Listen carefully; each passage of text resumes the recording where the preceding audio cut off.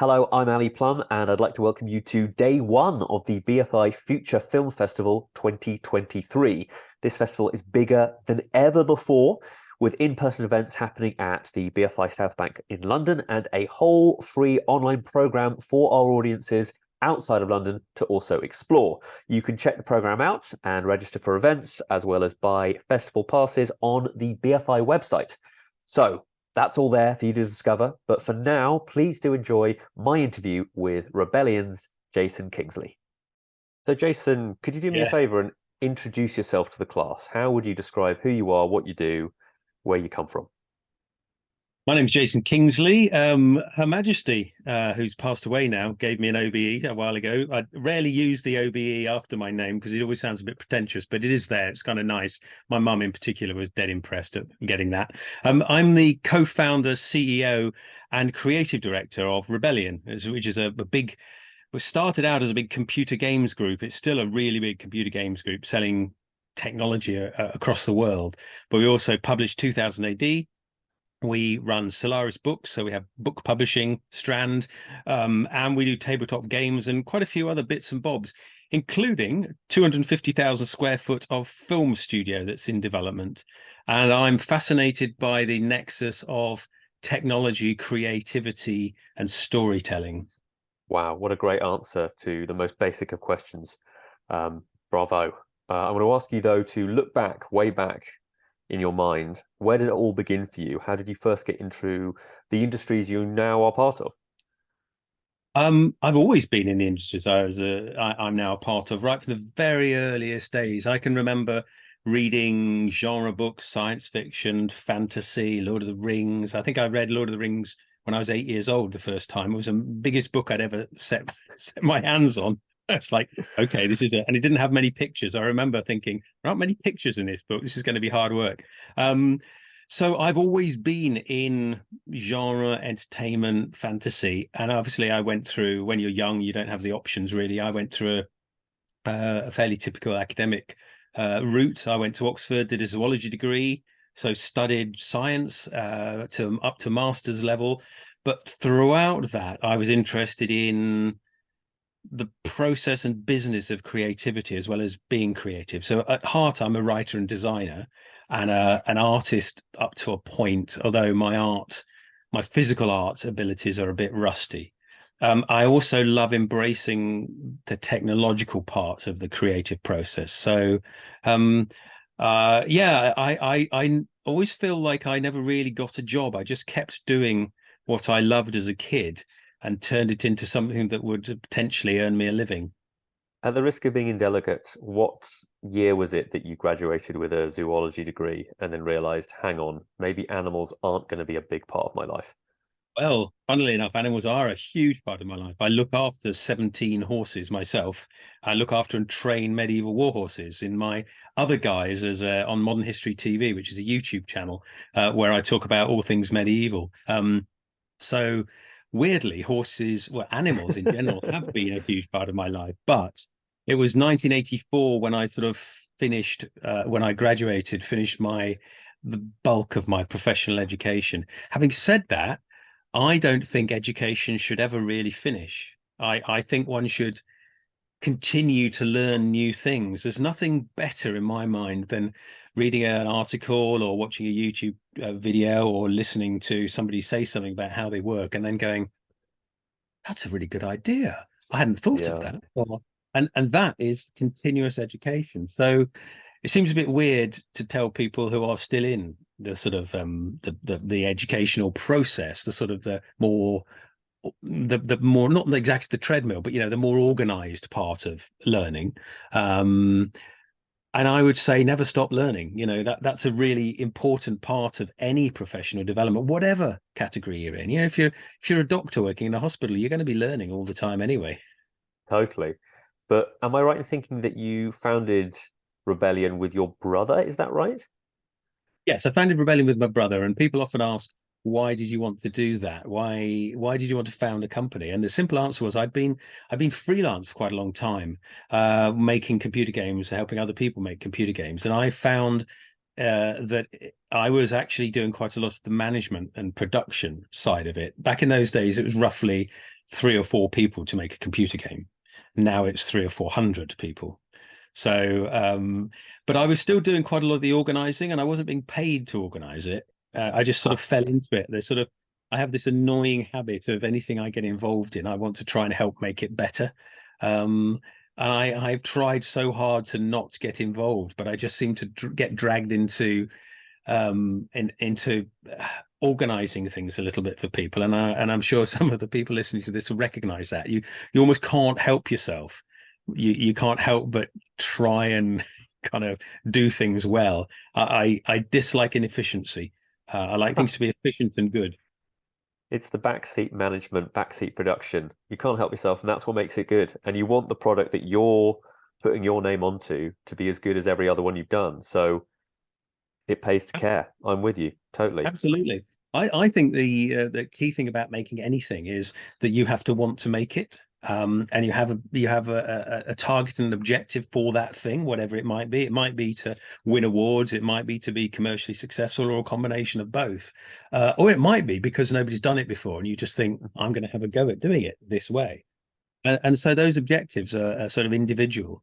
And it's almost it's a curse and a blessing of being a doer, is that you finish one thing and then you come up with another idea, and then you think, okay, I'm going to start on this journey now. So I go for it. Basically, that's what I've done in my whole life.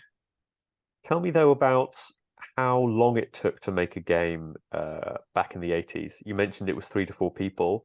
What was the process back then, soup to nuts, of making a video game? Right. Well, very early stages of me making computer games, it was probably a designer and a coder, or an artist and a coder. And they usually were sort of integrated a bit. So a lot of programmers that did art, a lot of artists that coded a bit. Everybody had to be a kind of a person of the Renaissance, really. You did every aspect of it. It was also a bit more seat of the pants. I remember if you were working as a professional, you could pitch a computer game with one sheet of daisy wheel printed or dot matrix printed paper. Always get the stuff with the really fine perforations because they tear better. It's not much nicer than the really cheap paper you could get with a dot matrix printer for special presentations. One page of that and maybe a screenshot, maybe a mock-up of a sketch or something like that. That was enough, if the idea was good enough, to get somebody to pay for you over space of 6 months to a year to make a game from start to finish. And again, back in the day, the process was, well, there wasn't really a process. There were actually no professionals in the business. There were no professional games makers. There were people that made games professionally, and the skills of producer, of artist, of animator, of motion capture director, of lighting artist. Now we're talking about 300 or 400 people over 3 years to make a big competitive game like we do, like the Sniper Elite series or the Zombie Army series. So it is many, many millions of pounds to make a computer game now. And in fact, I think a lot of the big computer games are as big as some of the bigger movies. I'd say so. Yeah. I think movies can be conceived, created, shot, edited, and VFX'd and pumped out to cinemas. I mean, compare that to some sort of Naughty Dog release, you'd be joking. No way. Doesn't touch the sides time-wise. But now you're looking at all these different people. Are there whole departments of game design that didn't exist back then that do now? Every single skill that we use in computer games has its own specialist and specialist department now. So you will have the user interface, you will have a user experience expert, you will have a director of the user interface. There's probably 5 people that work on just the user interface for a game. Back in the day, you whacked together a list of options you had and then pressed play and played the game. The user interface was as simple as that. There are also no standardized control systems. There was no language for the broad market. The market, again, was a very specialist hobby market. And those people would work hard to get the game they've just bought to work. Whereas now people download it. If they don't like it, they fling it and get it refunded, and it's gone. So in a way, the market's got vastly bigger. I mean, the market for computer games is substantially bigger than the market for movies and TV combined. Bigger than music. It's enormously big, and it's really Huge. weird to say that. Yeah, I find it very strange that it's viewed as some sort of subculture or geeky, reclusive pursuit when I cannot think of a single human being that doesn't enjoy video games on a Yeah. daily basis. Yes, absolutely. It's really unusual to come across somebody that doesn't, occasionally play computer games. It's a weird one. I remember talking to a BBC journalist a few years ago, and I often try and sort of soften these kind of things, not make them adversarial, because I'm interested in having an interesting chat with the journalist and asking them questions. And I asked them what games they'd played recently, because I thought I'd get a read on, do they like adventure games, or no, they don't play computer games. And I thought, okay, so that's going to be a bit awkward. So you don't even understand the language of computer games. You're coming to interview me. And I thought in my head, I thought it was a bit odd. I mean, imagine going to interview a professional footballer and saying, yeah, I've never watched a game of football. I don't know how it works, but I've kind of heard something about football. It's about some people kicking a ball around. Do you want to start there and help me understand what football's all about? The Yeah, professional footballer would just probably tell you to bugger off and not yeah, do it. do one. Sort of a slightly odd, it's a weird one. It's almost as if the games industry has expanded so rapidly, sort of almost unnoticed by other aspects of the media in a weird way. I was talking to somebody about how many. I mean, I've got an OBE for services to the economy because of the computer game stuff I do. Because I'm the chair of Tiger, which is one of the trade bodies, I think, in part. Um, and I looked into how many people, and I looked into how many people have got gongs, for example, in the games industry. It's not very many. It's really not very many. There are many more Really? people in the opera industry who've got knighthoods and damehoods and various different gongs. And I think that's just indicative of the speed with which the industry has grown and where it's come from. I reckon in 50 years' time, yeah, people are probably going to be, I don't know, it's a horrible thought. I'll be gone, but there'll be people maybe writing books about the early days of the computer games industry and using interviews like this to try and work out what it was like. I'd be very happy if that were the case. I'm just thinking if there's a Royal Opera House, there should be a Royal Games Arcade. Can we Yeah. please, in some fashion, make this happen? What a But great idea. It could be really opulent inside and sort of like Rococo and it just I, I want it to be at least a little bit like Tron. That's all I'm asking for. So if we could rewind back to all the different departments of what of the people that make up and create a video or computer game right now, you got playtesting. I mean, I finished God of War Ragnarok, well done me, the other day, and there were like 2 pages just for playtesting. Do you find from your perspective that many young people aren't even fully aware of all of the opportunities that are within the games industry? And actually, if there was a bit of light shone upon them, they might go, that might be good for me. How do I get involved? 100% agree with you. Yes, people think about to make computer games, you've got to be a programmer, and some people have. Yeah, absolutely, and that's a very, very important and difficult tech skill. Requires a certain personality, requires a lot of skills. It's highly paid, and very well regarded, and quite hard actually. Programming is all about problem solving the whole time. But you've also got other skills as well. You've got producers who organize things. You've got assistant producers who might organize certain aspects of it. You will have artists, but there'll be different specialities of artists. You will have script writers, for example. The average computer game has 2 or 3 script writers working on it full time. There's as much writing in the average computer game as in several novels. I mean, literally several novels.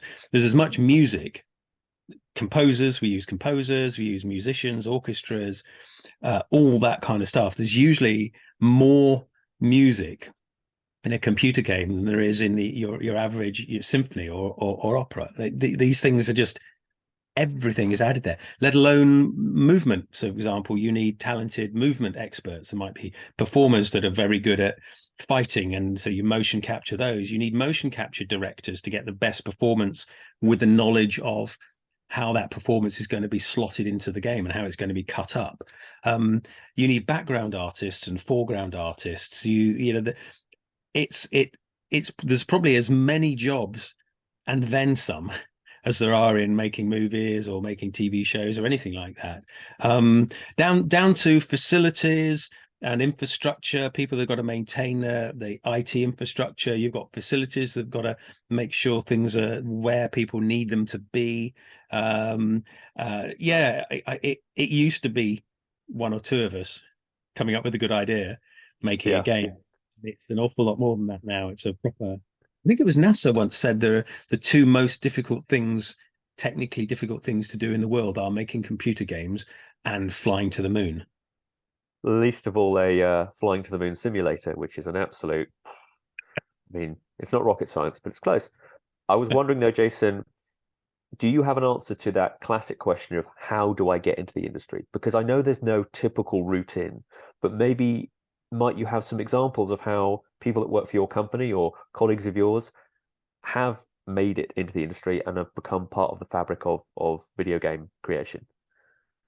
Broadly speaking, there are three main strands. So if you are interested in kind of organizing and getting things sort of designed and managed, then QA, quality assurance testing, is quite a good way to understand the ins and outs of the computer game.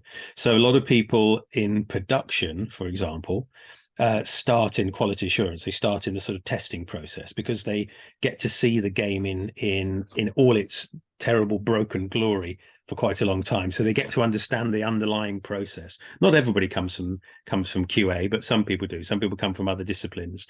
And then you got your technical skills, your coding and your technical art skills. And those typically these days require a portfolio or a sort of slightly more formal education. So we might hire somebody with a physics degree who's done a huge amount of coding in part of their physics degree. They haven't done a games degree, they've done a physics degree, but their coding is such that they want to work in games, and that's very transferable skill. The art stuff is even more recognizable for people. You need a portfolio. You need a portfolio of work. Please don't use AI generated artwork. This is a problem at the moment for everybody. It's a waste of everybody's time because AI art is a very useful starting point for some people, like sketching outlines and then filling the outlines in. There's lots of different ways of kicking off the process. But for goodness sake, don't deliver AI art as part of your portfolio, because if somebody will find out, and when they find out, you'll just be got rid of. It's just not. And when you're putting a portfolio together for your artwork, put your best stuff forwards. Don't also have in your portfolio some artwork that your teacher at secondary school said was quite good, because it probably was quite good for somebody who was 12, but it's not professional standard and it doesn't actually add. It kind of makes it sweet, but it also makes your judgment wrong. So an online portfolio is just as good. You don't actually have to have a big physical thing like we used to have back in the day. You had a sort of A2 and you have to carry it around. You can just have it all digitally. And there are plenty of places online to talk with people that are talking about this, and people get spotted online as well and offered jobs. So that sometimes happens.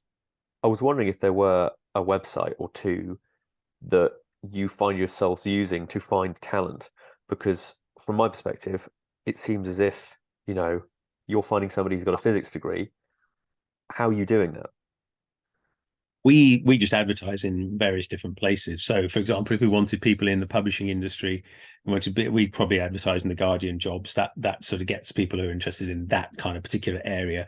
Broadly speaking, though, we're quite well known, so people will come to us, to our website, to look at the jobs we've got there, and we put up the jobs there.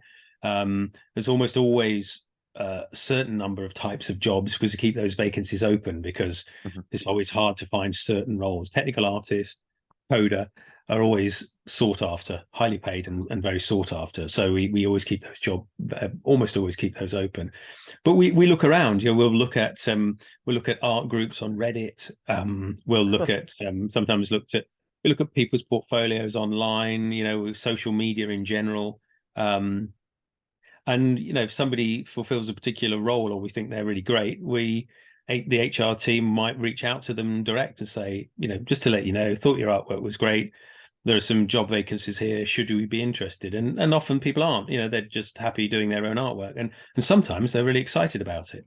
And we do these days, especially post COVID, we do a lot of hybrid work as well. So without turning this into an advert for my company, I think that the kind of whole creative work-life balance and the schedule and your sort of schedule of work over the last few years has just massively changed. So, for example, I might start work because I typically don't go into the office these days, but I'm on Zoom and doing things all the time. So I might start doing some of my first work at 5 or 6 in the morning. I tend to get up very early, and I'll probably still be sending emails at 10 at night when it takes me. I don't expect staff to answer me at that time. I always have this standing rule, which is just if you get an email from me, you don't have to answer it straight away unless I say this is a real emergency. You need to answer it straight away. You can just answer it in the next. It's just because I want to get it down on. I was going to say get it down on paper, but that's not true. Get it down in pixels and sent to somebody but to kick off the next day.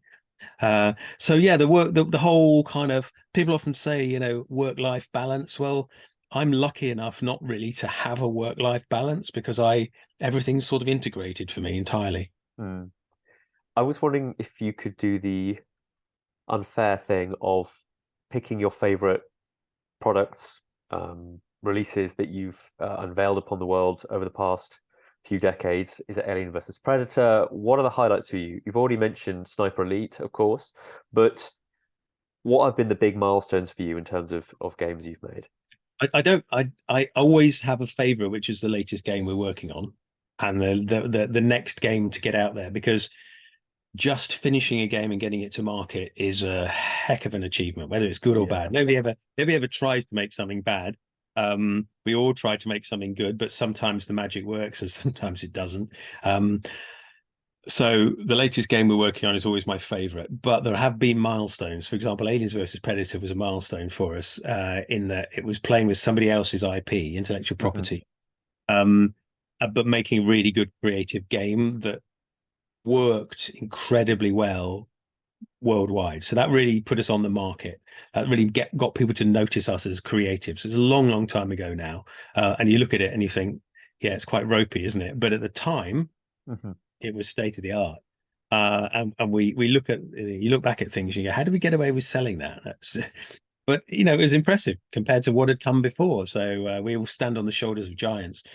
Then I think a big milestone for us was the first sniper. It was the second Sniper Elite, sorry, because we that was more of our that was one of the first projects that we fully self-funded, made ourselves, and took the risk on doing. So that was the sea change, working for hire for other people. We did games on the Simpsons and Star Wars and James Bond and all sorts of Harry Potter. But they were all for other people according to Hmm. their requirements.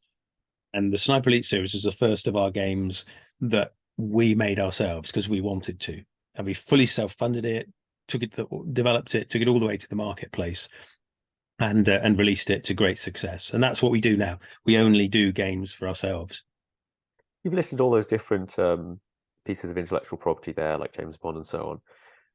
Was it making those games where you felt that you were the busiest in your career when you are liaising and working with all these different quote unquote masters?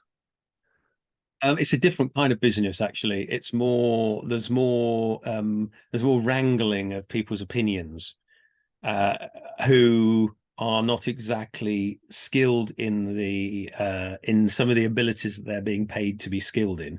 I'm trying to be politically savvy here. There are an awful lot of people in an awful lot of companies who are brilliant at their jobs. There's no question about it. Some really, really good people. There are also some people who are utterly garbage at their job. And working for external people is a matter of trying to manage those relationships. Hmm. Now we don't work with external people in the same way, or if we do, we're sort of, we don't have to we don't have to make the changes they suggest. I mean, here's one, for example. We were pitching a game to somebody, and it was a game based on Vikings and dragons. The game never got made. And the person in the room said, we should turn this into a game about hovercrafts. And my brother and I sat there exactly thinking, what? And the other person in the room said, yeah, but the last hovercraft game we made was a real stinker. It didn't sell, did it? And the first guy said, yeah, exactly. So there's massive space in the market for a good hovercraft game. And Chris and I were just sitting there going, what kind of weird dialogue is this? So, yeah, we're pitching this sort of fantasy dragon Viking game, and they're asking us to consider making a hovercraft game, the last one of which was a failure. It's just like a bizarre looking glass moment. Anyway, suffice it to say, we didn't actually work with that company in that way. We did get to make the Dragon and Viking game did get transmogrified into a more fantasy game, but it sort of was the beginnings of a particular game we did for a long time ago. But you get that when you're working for other people, you get things like that. We work for a very big franchise. I won't specify which franchise it is, but it is one of the ones I've mentioned already. And there was an approval from the film studio, an approval from the owners of this particular thing. And they had a sign-off process, which was fine. The sign-off process had to be done simultaneously, and neither side could know whether the other person had approved it, because each of them had a standing rule, which is if the other side approved it, they had to reject it. What? This is like a nuclear football. You've got to have the special codes. Exactly. So what we used to do, there was a third party involved, and the third party kept both sides unaware of what had been approved. Anyway, so we managed to conclude that, but that was a pain in the ass. And then just before release, one of the people said, "We don't like the introduction to the game." Everybody involved said, yeah, but you signed it off 4 months ago. It's all gone through that process. It's all signed off. And they said, we don't care. We're unsigning it off. And everybody sat around going, is that actually a thing you can do?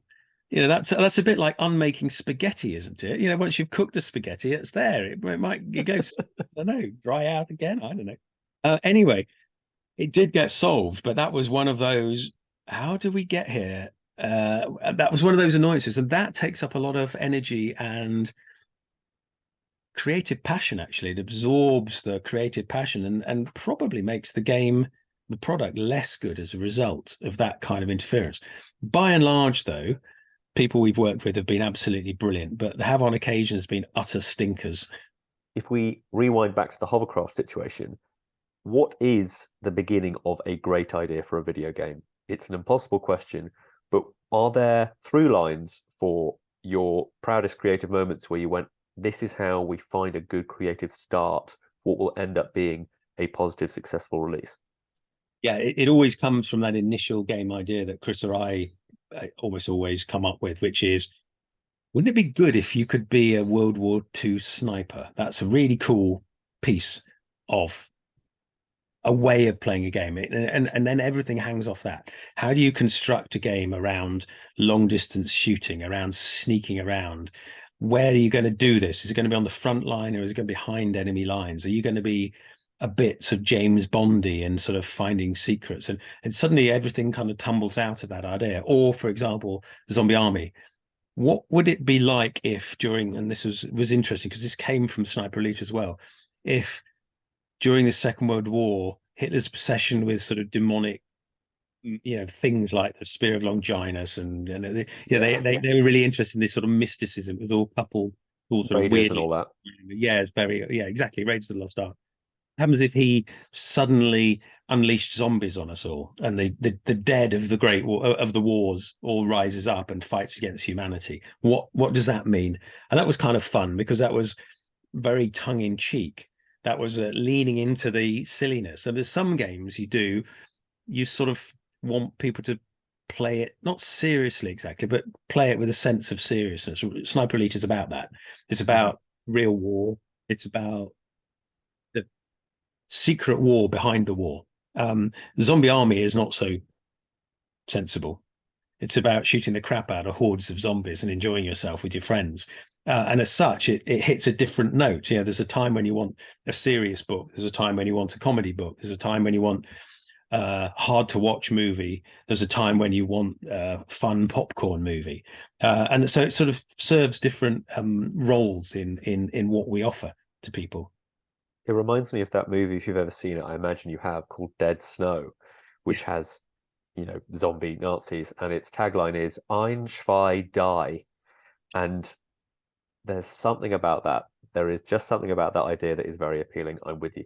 I was wondering, what are the most annoying misunderstandings or misapprehensions people have when it comes to making a video game or a computer game, where either the layman or the pseudo layman keeps thinking the same incorrect thought about how it's made and how the world works.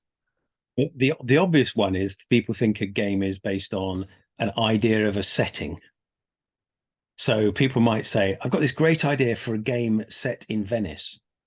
And you go, Oh, a and you go, Venice okay, yeah, game. I love yeah, them. yeah. And you go, yeah, well, Venice is a fantastic place to have a game. Yeah, absolutely. What game is it? What do you mean, Yeah. what game? You make a game, don't you? Yeah, but there's first-person shooters, third-person shooters, strategy simulators, VR Puzzle. experiences, puzzle games. It could be a fishing game. What's the actual gameplay?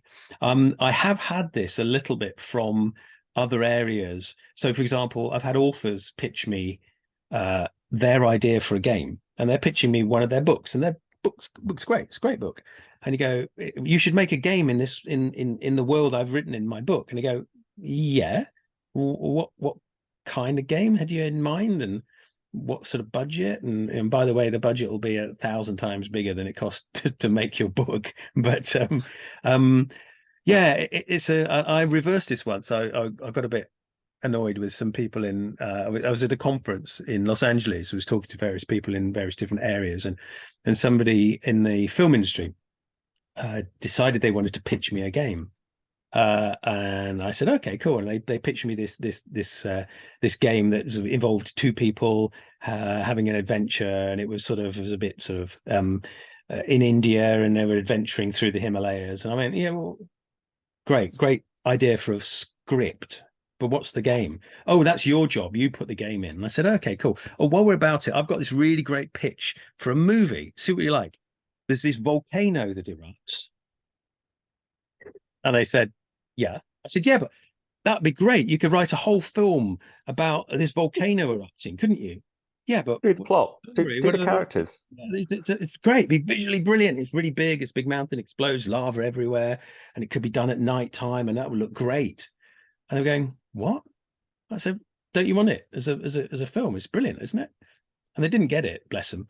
And the audience, most of the audience did absolutely get what I was trying to say, which is lots of areas of storytelling overlap into games, but not all games have stories in the same way. Some do. There are plenty of games with no story and no graphics. Some of those are puzzle games, and they're really amusing and all sorts of stuff. But games are incredibly broad church of different things you can do. The key thing is, though, that they're interactive. They give you feedback. There's a feedback loop in them. I've heard the expression, the kind of idea of gaming is a series of interesting decisions that you are obliged to make. And I think when people approach a game as this would be fun, you go, okay, but what's the interesting decision? Like, what decisions will you be making as the person playing it? And I Yes. think that's people aren't aware of the grammar of what a game is and how you interact with it. I would almost like, for all of the critical analysis we have in English literature classes and what have you, it would be quite nice to have computer games be part of that. Why is this game good? Why is it bad? Because it is part of our everyday lives. Yes, it's actually very hard to dissect some games. Why is this game loop appealing? Why is it fun to do this? But when you're making a game, you notice it. So we're working on a game. It hasn't been announced yet, but it involves a sort of an open world situation, and the player starts not really knowing what's going on. And one of the things I want to encourage as a games designer is them to explore. And to encourage exploring, you've got to give rewards for exploring. There are rewards in exploring. You just see a nice thing, but that's fine. So there's a few sort of locations they can get to initially. And when we were looking at it first, there was nothing in any of those locations that made any reward to the player for going to see them. And I said to the senior designer on the project, I said, the trouble is, there's literally no reason. You've punished the player for exploring. They've used up time. They haven't gained anything. You've taught them early on in the game that there's no point exploring. And the whole point of this game is exploring. You need to put little tiny rewards, little tiny breadcrumbs in most of those places, not all of them. Otherwise, it becomes, oh, I'll go there and get something. I'll go there and get something. You need to have enough to make them explore that, abandoned bus stop. Oh, okay, there's a bandage there. Cool, cool. Okay, great. Then go somewhere else. There's nothing there. Oh, okay, then somewhere else. Oh, there's a single bullet or whatever it is. And so setting up the game and the expectations of the game in the player's mind at the very beginning is really important. And if you start a game and it feels like a first person shooter, it better stay a first person shooter, because if it suddenly changes into a puzzle shoving game, people are going to feel cheated and it isn't what they expect. So it's a sort of almost like setting expectations at the beginning of the process. What it's got to be player focused as well. One of the challenges we have now that people are so specialized in games is people often don't see the wood for the trees. They don't see the entirety of the project, and that's my job, my brother's job. I mean, it's like what are we trying to do for the player here? I don't really care that the AI is off in the top corner left or corner of the map having an interaction with another AI in a really interesting way, because I won't see it and I won't even know it's happening.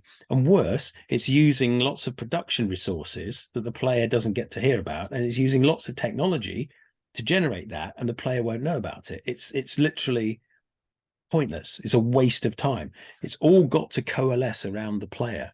I sometimes explain it like it'd be a bit like making an action movie where the protagonist walks into the bar and it's all smashed up and somebody's kind of wiping blood off their face, and it's like, what happened? Oh, it's amazing fight in here, but you missed it by 5 minutes.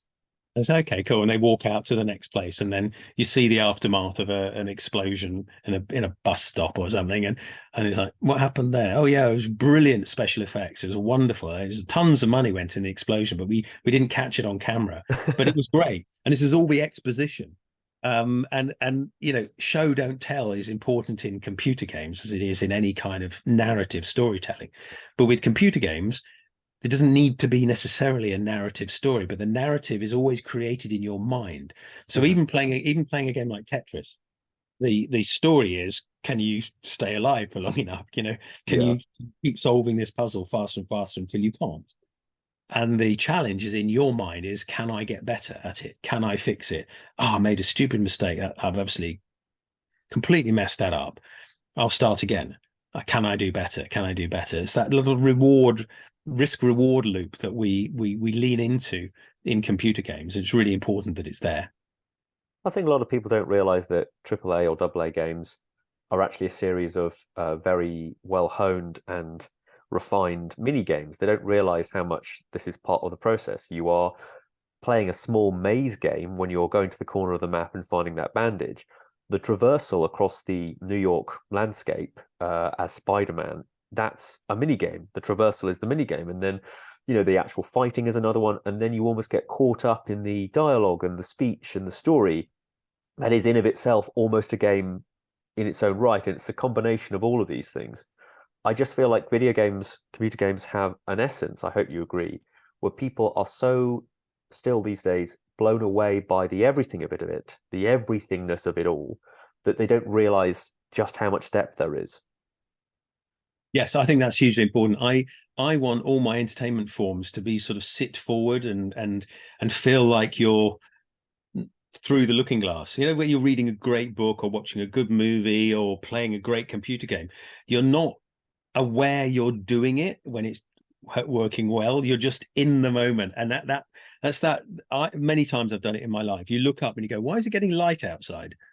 Oh my God, it's the morning. I've just spent the whole my consciousness has been in that computer game. I've been enjoying exploring the irradiated wastelands of Fallout, or enjoyed playing the God of War kind of experience over and over again, trying to solve those beasts or whatever. There's so many great games out there, but the really good ones draw you in and keep you there, and kind of they almost make you escape from the mundane for a few hours, which is really what all entertainment should do. It is, I think, along with cinema, the purest form of sort of escapism and empathy transference, because you really feel for these characters because you're really there and you're really with them. And we've mentioned already just how much time you spend with these characters, how much time you spend in these worlds. So I don't know, I think we're just at the very beginning of what computer games could be, which leads me to, where do you think the industry is converging? Is there a point at which are you seeing VR being the end of this or being a big part of stuff? Because to me, I'm still a firm believer in, I want to put the controller down and be able to disconnect whenever I want. No, I think VR is one way of showing stuff. It's very, very immersive, and I think it can be too immersive for some people. It's the sort of thing you can deal with for a period of time, as opposed to playing a game for 10 hours or something. So I think there's space in the games industry for all forms of entertainment: short form, medium, long form entertainment. Just as there's space for all sorts of different books and all sorts of different movies, all sorts of different TV shows. So there is convergence happening, but it's interesting. It's at the tech level. So, for example, the way we tell stories in games is pretty much, we make mini movies now. Sometimes the cutscenes are mini animated movies. You can argue about the quality of them and their budget and all that kind of stuff, but Or the broadly voices, or speaking, yeah. exactly. Broadly speaking, it's exactly the same technology. Yeah, the Unreal Engine. We use our own technology for delivering our games, but a lot of people use the Unreal Engine. I think virtual production is a very exciting area where the technology of games overlaps heavily with the technology of filmmaking and production of linear entertainment. And in many ways, linear entertainment is easier because you direct the view of the participant, of the audience, with the direction. You can control where they're looking. In a computer game you can't, and you can't control the pacing either. So in a movie you can build somebody up with edits and noises and that kind of stuff, and then there's a big reveal and everybody's shocked and oh gosh, and the story moves on. In a computer game you've got to be very careful how you do that, because somebody could have been playing the game really slowly and the reveal isn't a big thing at the right time for them. So you've got to create a slightly different version of the language. But there is a lot of convergence. We're noting a lot of transferable skills in all the screen-based entertainment these days, and particularly in virtual production, which we've done a little bit of in the studios. I did a 3 day shoot for a short virtual production called Percival, which is on my YouTube channel if anybody wants to have a look at it. We did that because we wanted to do a short film, start finish, in the 3 days we had available the technology, and learn about doing it. We're very keen on trying, not necessarily just listening to what other people say. Actually have a go, because I would encourage people to try, because the first thing you do probably won't be that good, but you'll learn an awful lot from it and you'll get better. You know, nobody's good at walking when they're born. You have to learn to walk. And we all forget how good we are at walking now, but there was a time in all our lives when we weren't very good at walking. Yeah, I think convergence is coming at a tech level. To a certain extent, data wrangling. I mean, some of the technology of voice replacement or face replacement is really interesting as well. And you do wonder the amount of stunt work and extras used to show the main character doing the main protagonist in a movie. Sometimes the main actor is on screen a lot less than the support actors are in actual fact, except their face is used. And then you come to the point where, can you actually film somebody else doing it, but substitute a face that is worth more money to the audience on the other actor? There are all sorts of questions. They're ethical as well. They're ethical questions about voice replacement, of face replacement, and reusing the faces of sadly gone actors. What are the Who owns rules? the rights to, Yeah, the estate of, whoever it might be, yeah, Bruce exactly. Willis, sort of. And I think it's fascinating. We are entering a whole new, I mean, this whole thing of AI writing and AI art, and you could argue AI editing, for example, because editing is a series of decisions, and you can extract the style of editing from a piece, and you can transfer it theoretically to another piece. You can do it with artwork, you can do it with editing. Some of these things, and then what does that mean for all those careers, and what happens, and where do we go from there? Fascinating areas to debate. And over the next few years, we're going to be having a lot of debates about the ethics, and the foundation upon which we build creative things. And it's going to be the same in computer games. It's definitely going to be the same. I wonder if we're going to reach a sort of uncanny valley for video game editing where a human will be able to sense when it hasn't had another human's hand at the tiller. It's all very, very interesting. Could you, though, for a newcomer to this world, maybe explain the importance of performance capture when it comes to not only the movement, as you mentioned earlier, but also the facial capture of conveying an actor's emotions and then displaying them on your screen? I suppose it's just turning up the idea of a voice actor then having their voice animated to by Disney back in the day. You Robin take the Williams and all that. Yeah. you take that performance, they animate to the voice, not the other way around. That's a really important component, that you set the audio track down first and then you take the rough animation and make it fit, because you don't want to constrain the performance of the performers. Motion capture or performance capture is exactly that. So we stick markers on people and lycra suits, and the technology records where those markers move in 3D space, and that can then be played back, and you can see it from any angle. You can see it from underneath, from over the top. You don't have to have worked out where the camera goes in advance. You can just basically replay the performance a million times and film it in a million different ways. And what that does, it gets their characteristics as well. And you do the same with the face. You get all those movement points on the face, usually with markers, lots of different techniques. You get the voice sometimes at the same time. You can then take that data and map it to an identical face, for example, that you can scan the actor's face and map it to that, so you can get all the reactions of what they're doing. Or you can transform it onto a different face, the face of a gorilla, or the face of a goblin, or the face of quite frankly, anything you like, a dragon. And you can take elements, and depending on how the tech works, you can transfer that performance to the way the face would move. So the what's interesting with performance capture is if you are doing a martial arts movie and you need performance from a martial artist, get a good martial artist, because if you motion capture and performance capture somebody who's rubbish at martial arts, they'll be rubbish on the screen. They won't be very good. You take the underlying emotional content, if you like, the underlying quality of the movement, and it is captured. I, for example, can recognize, we've used motion capture. I've been motion captured quite a few times. We got the motion capture studio Audio Motion down in the Didcot place, but we've also motion captured me riding my horses, which is really interesting for a jousting game. And I can recognize the horse, even though it doesn't look like the horse I was on. I know the movement of that horse, and I know my movement well enough to recognize me, even though I'm on a different horse in the game and I'm looking very different. That's fascinating. And this is another part of the video game creation world that people may not necessarily know is an entry point. It could be not just the performance side, but also the acquiring of the data of these actors. Absolutely, there's a whole profession. We've got professional motion capture specialists, technology, performance, production, all of it. And some people we've got there's a game we're motion capturing for at the moment, which is involving rugby players. So we need impacts, we need sporting impacts. And rugby players are very good at that, but ordinary people aren't.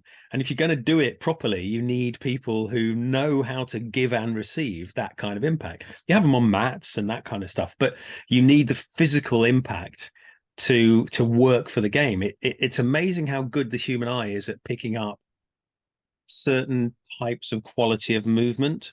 And you don't know you're doing it, but you can tell it if it's right or wrong. This is another classic question for this sort of conversation, but imagine I was a 17-year-old, or I was a bit younger than that, deciding on what to do for my A levels, for example. How would you guide me into finding the right place for me within the computer games industry?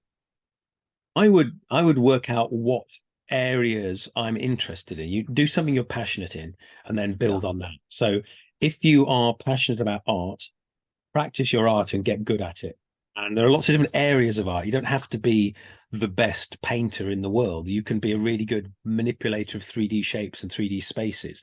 But try and do something you enjoy, because you'll spend more time practicing. And we all need to practice on everything we do. So it came back to this whole idea of continual learning. The best artists in the world, we work with some of the best artists in the world with 2000 AD, for example. They are super good comics artists. They always draw all the time. Yeah. If you're having a beer with a professional comics artist, it's a fair chance they're actually drawing as they're drinking and chatting with you. They just never stop practicing. It's really amazing. And I think that's, goodness sake, don't go into a difficult creative job unless you really like the thing you want to do. And if you're good at organizing people, that's great. Go work out how to get into production, offer to help people. Don't expect to go in at a really high level, though, unless you start your own business. There are things you need to learn. You can learn quickly, but nobody's going to be a senior producer on a computer game with their first gig. It'd be very unusual, and probably wouldn't be right, because you'd be out of your depth. You don't really understand how it works. But you could be a senior producer after you've made one thing, probably one big thing. If you're lucky, if you're really talented, you probably wouldn't be. You probably go in as a sort of an associate senior. But there's a sort of route to get through it. If you don't want to go through the route, as it were, you don't want to follow a path of professional training and professional skills, start your own company. Right. Do it yourself. Because you feel, I think a lot of people do, that I find myself playing games on my phone in particular, which wouldn't surprise me if three people did it. So Yeah. they could be million dollar franchises in their own right, but they began with just three people doing it. So you believe that there's still a rebellion opportunity these days as there was in 1984? Absolutely, more so than ever. You can make a game, and if you're lucky, and if it's good, and if the wind's blowing in the right direction, you can make a living out of it. You can do it yourself these days. We went through this phase where it was actually impossible to have a small team making a game. It just wasn't plausible. The mechanisms weren't there. Now, because of digital delivery, the mechanism is there. One person in their bedroom having a good idea in 3 months can make a game that can sell millions and millions of copies worldwide. That's wonderful. That gives you the flexibility. The skill comes in making the second game to sell 1 million copies worldwide. Yeah, it's the sophomore slump you've got to avoid. Exactly. This is another grand one, but are there any particular video games, computer games, or films or TV shows that have really inspired you of late, that have made you think more about that crossover between the two genres? Not really. No, I feel like what's happening is that the computer games stuff is infiltrating movies, not the other way around. It used to be the other way around. People wanted to Aliens versus Predators, basically two movies slammed together, and everybody wanted to make games based on really successful movies. That's not the case anymore. It literally isn't the case anymore. People want to make computer games, and they want to make original computer games.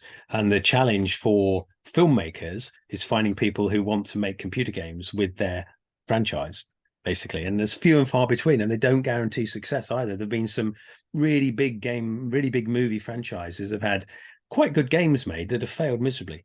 And there've been a lot of original games that have done incredibly well and do super in the marketplace.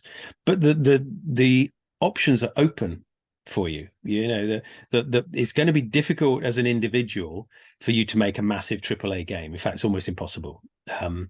You need a big team of people and lots of outsourcers and lots of management and lots of kind of administration. But you can make a small great game.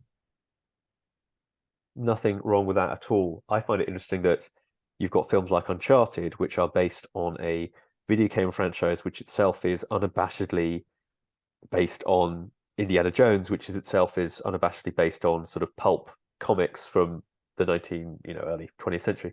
And likewise, you have GTA as a sort of video game behemoth.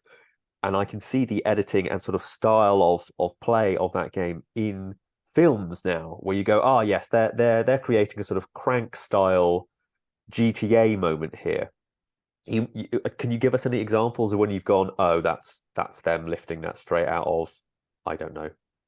Well, I think the challenge for filmmaking is first person action. I think that's always quite difficult. There've been a few Hardcore movies where Henry, yeah. exactly they've lent into that first person. So a variety of different levels of success. I think almost the first person view in a game is because you are controlling it. whereas in a movie you're not, you're being controlled. So I'm not sure. I think there's a little bit of a clash there, perhaps. But the as you say, the adventure tropes, the action movie tropes were all really introduced by comic books back in, as you say, back in the 20th century, because those were the computer games of the day. And then Aha. TV and film took over, and comics disappeared. We actually own the vast bulk of those, of the treasury of British comics. If anybody's interested, got a whole strand of republishing some absolute stone cold classics of computer games that are actually comics before computer games, if you see what I mean. Mm. Things like the spider and the steel claw, and it's brilliant. Anyway, that's not for this chat, but yeah, those tropes go through. They're about entertainment. They're about enjoying the protagonist's struggle and almost feeling like the protagonist is you. And of course, in a computer game, the protagonist is often you.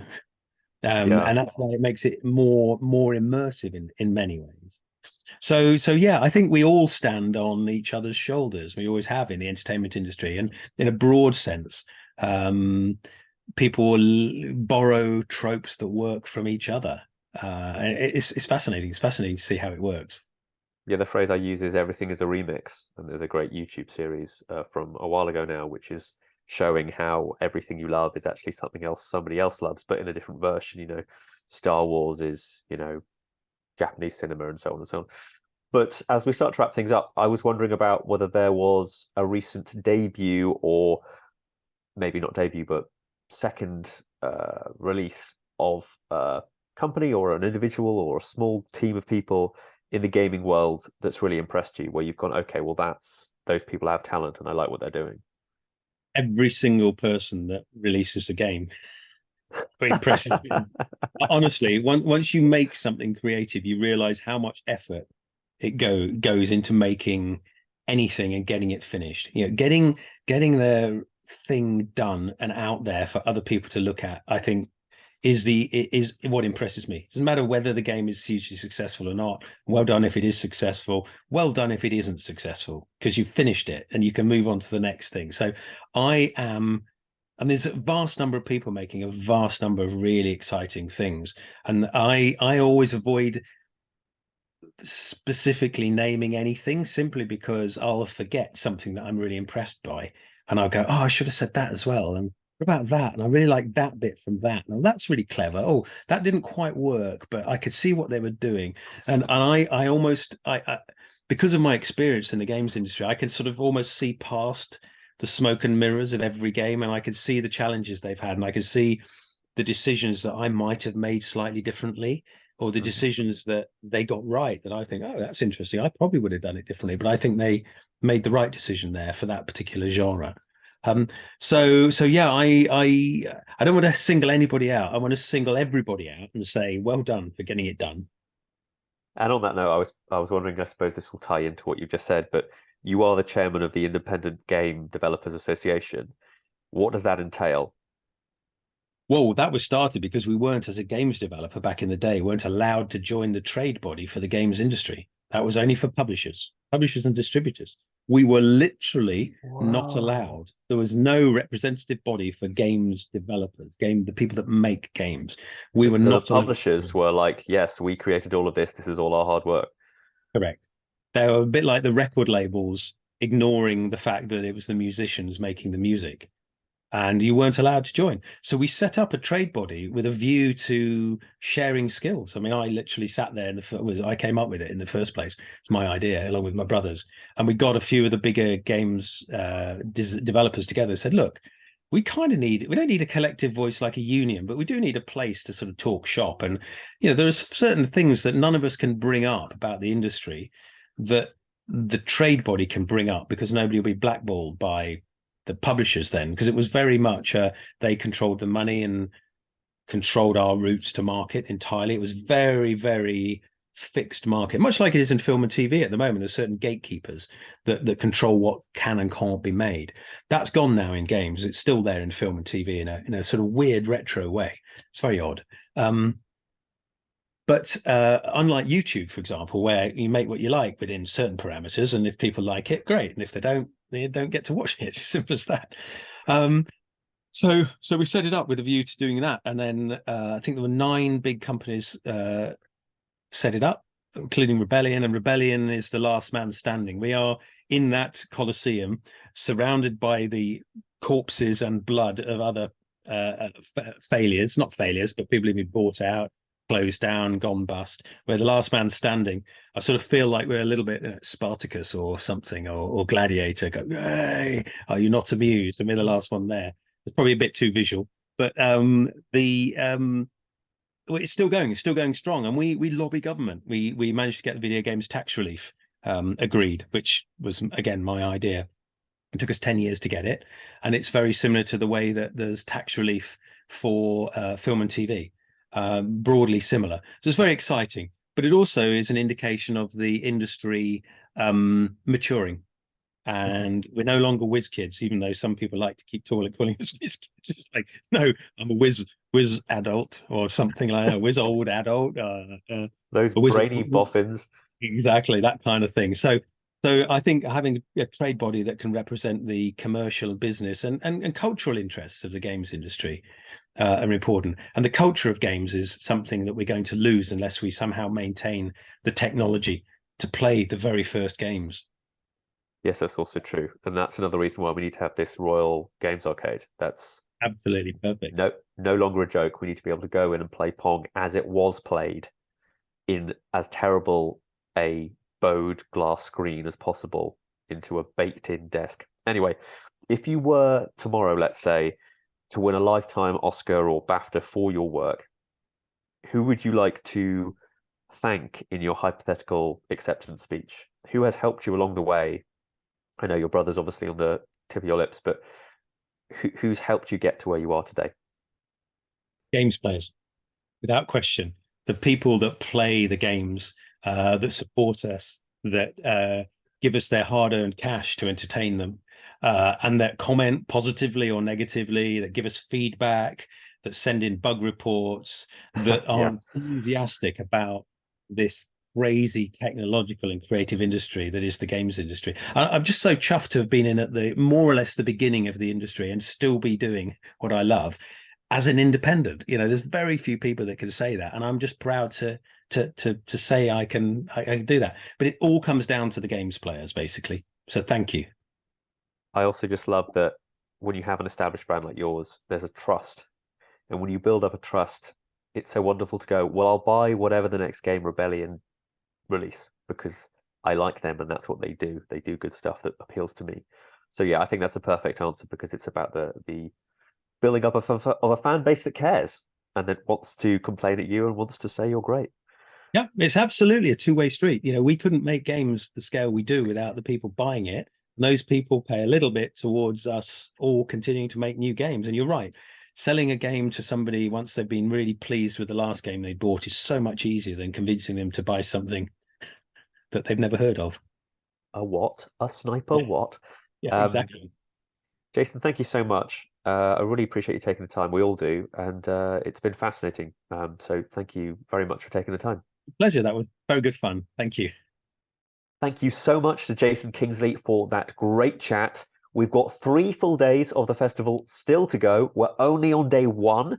If you enjoyed this conversation with Jason Kingsley, you may enjoy other digital events on Friday. We've got Demystifying the Video Game Industry Development Process, where industry professionals will guide us through how their favorite video games have been created from beginning to end. And we've also got this live on Zoom tomorrow at 3 p.m. So head to the BFI Future Film Festival website for more information. On Friday evening, we've got the Friday Hotspot with none other than Oscar-nominated writer-director Rian Johnson. Please do yourself a favor and join us for that one right here on YouTube at 6:30. Not to be missed. We've also got over at the BFI South Bank our jam-packed in-venue program, which continues with an incredible masterclass or 2, workshops, panel discussions, and more. You can buy festival passes and discover all the events we have in store over on our website or by following the Film Academy social channels. I've been Ali Plumb. You've hopefully been entertained and educated and informed. Thank you so much for joining us.